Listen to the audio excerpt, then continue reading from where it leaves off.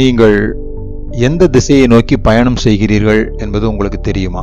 வாழ்க்கையில் பல பேருக்கு நோக்கங்களே இல்லாமல் இருக்கிறது. அந்த நோக்கங்களை கண்டுபிடிக்க என்ன செய்ய வேண்டும் என்பதை குறித்து தான் இந்த பதிவிலே நான் பதிவிடுகிறேன்.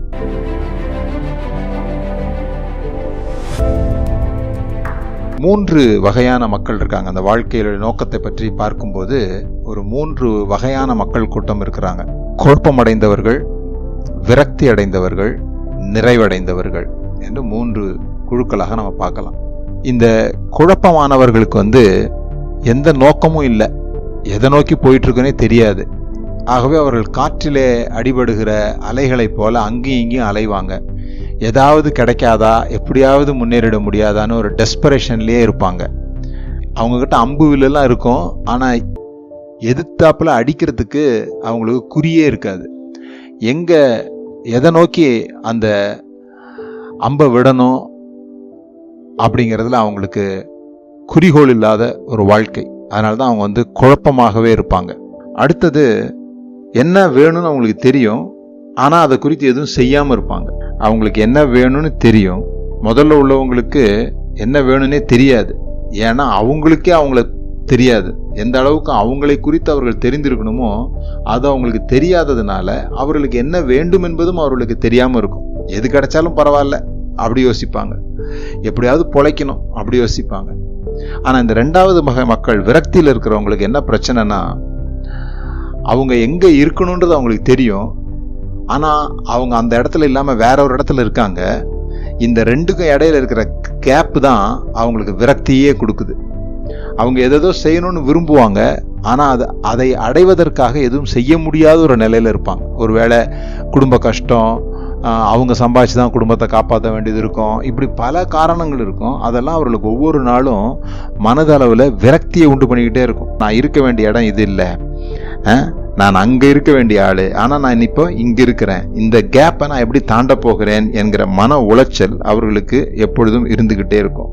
அவங்க ஒரு வகையான பயத்திலையும் கூட இருப்பாங்க. செய்து தோற்று போய்விட்டால் என்ன ஆகும், நம்மளுடைய வாழ்க்கையில் நம்ம சுற்றி நிறைய பேர் நம்மளை நம்பி இருக்கிறாங்க, நம்ம அவங்கள ஏமாத்திட முடியாது, இப்படி அநேக எண்ணங்களினால அவங்களுடைய ஃபுல் பொட்டன்ஷியலை அவங்க அடைய முடியாமல் வேற எதையோ செஞ்சுக்கிட்டு வாழ்க்கை வெறுத்த மாதிரி ஒரு வாழ்க்கையை வாழ்ந்துட்டுருப்பாங்க.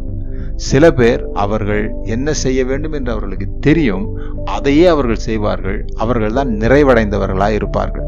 அவங்களுக்கு ஒரு ஃபோக்கஸ்டு பர்பஸ் இருக்கும். அந்த ஏரியாவில் அவங்க வளருவாங்க. அதற்காக சில தியாகங்களை செய்வாங்க, சில கெட்ட பேர்களை கூட வாங்கிப்பாங்க. ஆனால் அவர்கள் என்ன செய்ய வேண்டும் என்று விரும்புகிறார்களோ அதிலே அவர்கள் கவனமாக இருப்பார்கள். அவங்களுக்கு அவங்க யாருன்னு தெரியும். அவங்க யாருன்னு தெரியறதுனால நான் இப்படி இருக்கிறபடினால் நான் இதை தான் செய்வேன் என்று முன்னோக்கி போவார்கள். நாம் கூட நம்முடைய நோக்கங்களை அறிந்து கொள்ளணும்னா சில கேள்விகளை கேட்பதன் மூலமாக கண்டுபிடித்து விட முடியும். அந்த கேள்விகள் நீங்கள் கூட எழுதிட்டு சும்மா உங்களை நீங்களே கேட்டு பார்க்கலாம். முதல் கேள்வி என்னன்னா, இப்போ நீங்கள் என்ன செஞ்சிட்டு இருக்கீங்களோ அதை தான் நீங்கள் விரும்புகிறீங்களா? நீங்கள் விரும்புகிற காரியங்களை தான் நீங்கள் இப்பொழுது செய்து கொண்டிருக்கிறீர்களா? நீங்கள் என்ன செய்யணும்னு விரும்புகிறீங்களோ அதை தான் இப்பொழுது செய்கிறீர்களா? இதுதான் முதற் கேள்வியாக இருக்கணும். அதுக்கு நீங்கள் பதில் கண்டுபிடிக்கணும். அதில் ஒருவேளை நீங்கள் தேவையான அளவு பணம் சம்பாதிக்க முடியாமல் கூட இருக்கலாம். ஒருவேளை நீங்கள் என்ன செய்யணும்னு விரும்புனீங்களோ அதை செய்யாமல் வேற ஒரு காரியம் செய்வதன் மூலமாக அநேக பணம் சம்பாதிச்சுட்டு கூட இருக்கலாம்.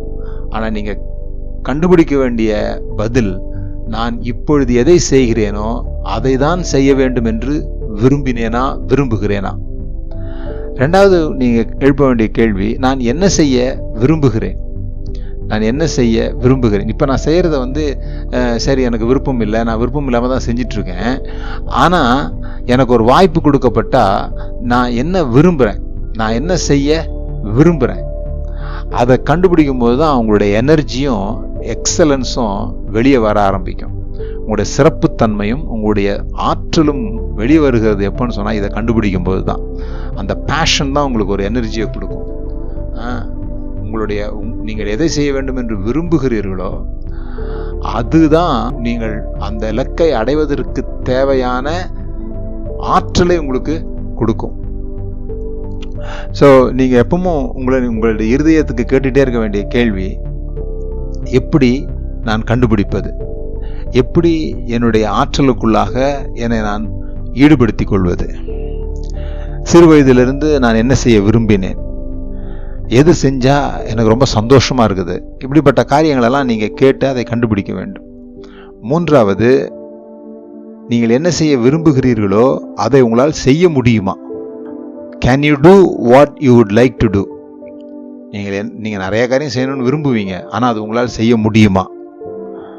நான்காவது கேள்வி, நீங்கள் என்ன செய்ய விரும்புகிறீர்களோ அதை ஏன் செய்ய விரும்புகிறீர்கள் என்று உங்களுக்கு தெரியுமா? நீங்கள் என்ன செய்ய விரும்புகிறீர்களோ அதை ஏன் செய்ய விரும்புகிறீர்கள் என்று தெரியுமா? ஏன் வேற ஏதாவது காரியம் செய்யக்கூடாது? ஏன் இந்த காரியம் தான் செய்யணும்னு விரும்புறீங்க? அதுக்கு பின்னால் இருக்கிற ஒய் என்ன? அடுத்தது, நீங்கள் என்ன செய்ய விரும்புகிறீர்களோ அதை செய்ய வேண்டுமானால் அதற்கு என்னவெல்லாம் செய்ய வேண்டும்? நீங்கள் என்ன செய்ய விரும்புகிறீர்களோ அதை செய்ய வேண்டுமானால் அதற்கு என்ன செய்ய வேண்டும் என்பதை கண்டுபிடிங்க. இதுக்கெல்லாம் ஒரு அவேர்னஸ் வேணும். உங்களை நீங்களே இந்த மாதிரி கேள்விகளை கேட்டு அமைதியான ஒரு இடத்துக்கு போய் உட்காந்து, நான் என்ன செய்ய விரும்புகிறேன், நான் செய்ய விரும்புகிற காரியத்தை இப்போ என்னால் செய்ய முடியுமா, அப்படி செய்யணும்னு சொன்னால் நான் அதை அடைவதற்கு இந்தந்த காரியங்களை செய்யணும், அதுக்கு நான் என்ன செய்யணும், அப்படிலாம் நீங்கள் ஆழமான கேள்விகளை கேட்க வேண்டும்.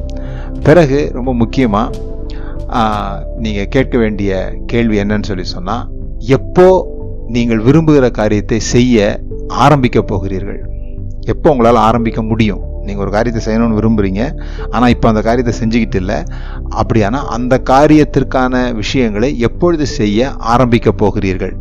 இந்த விஷயங்களை செய்வதற்கு தேவையான விலை கொடுக்க நீங்கள் ஆயத்தமாயிருக்கிறீர்களா? இந்த கேள்விகளெல்லாம் உங்களை நீங்களே கண்டுபிடிங்க. உங்களுக்கு ஒரு இலக்கு கிடைச்சிரும். அந்த இலக்கை நோக்கி நீங்கள் பயணப்பட ஆரம்பிப்பீர்கள்.